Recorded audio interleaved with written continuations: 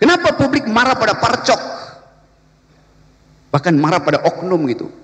Tadi dikatakan polisi harus kembali pada prinsip supremasi sipil. Itu juga salah. Saya buka aja rahasianya tuh. Kenapa S-nya di belakang itu besar tuh. Sekarang kontra S-nya apa? S-nya apa? Subianto, Sigit. Itu namanya hermeneutic of suspicion. Kita mencurigai sesuatu, kita takut mengucapkan itu, kita pakai bahasa simbol S-nya di situ. Mungkin kontra sekarang itu S adalah kontra saya, kontra siapa aja tuh. Jadi saya mulai dengan cara berpikir itu. Lalu kita lihat apa sebetulnya kemarahan publik kepada parcok hari ini. Sebut aja secara resmi. Kenapa publik marah pada parcok? Bahkan marah pada oknum gitu. Absurd. Kita coba lihat bagaimana sebetulnya proses yang kita sebut sebagai reformasi kepolisian. Tidak pernah terjadi reformasi.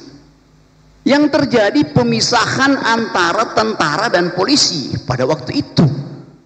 Yang terjadi adalah pemisahan kelembagaan, bukan evaluasi terhadap kondisi. Sebentar Bung Rocky, Pak Waka, isi dan judul di luar tanggung jawab moderator ya.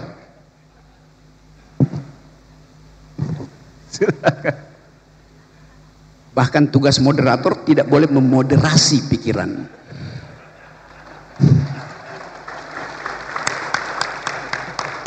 Tugas moderator hanya menjaga tata tertib, bukan menjaga pikiran. Ya udah, oke. Saya lanjut ya.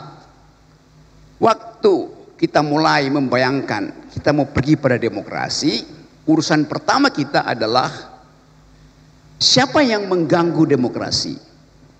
ABRI 98 yang mengganggu, menghalangi demokrasi. Siapa itu ABRI? Tentara dan polisi. Bayangkan misalnya saya di YLBHI, setiap kali kita diskusi, orang dari Kramat 5 itu datang masuk ke ruangan Adam Malik di YLBHI. Dia berdiri di atas meja, naik di atas meja. Demi undang-undang saya batalkan, saya bubarkan diskusi ini. Pada waktu itu masih mengucapkan demi undang-undang. Pada waktu itu polisi masih sama dengan tentara. Dan saya tahu Kasat Reskrim apa waktu itu namanya adalah Tito Karnavian. Jadi saya kenal Pak Tito dari awal.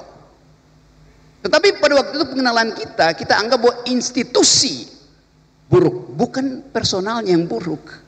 Sekarang ada orang yang maki-maki Pak Tito tuh. Tiap hari maki-maki Tito. Kenapa? Tidak kita biasakan untuk mengevaluasi kondisi yang menyebabkan kepolisian sekarang itu dibenci oleh rakyat. Lalu kita dalami lahan-lahan. Waktu terjadi reformasi, polisi dipisahkan dari tentara, tentara disuruh balik ke barak, polisi betul-betul jadi aparat Kamtibnas. Tapi itu adalah reformasi.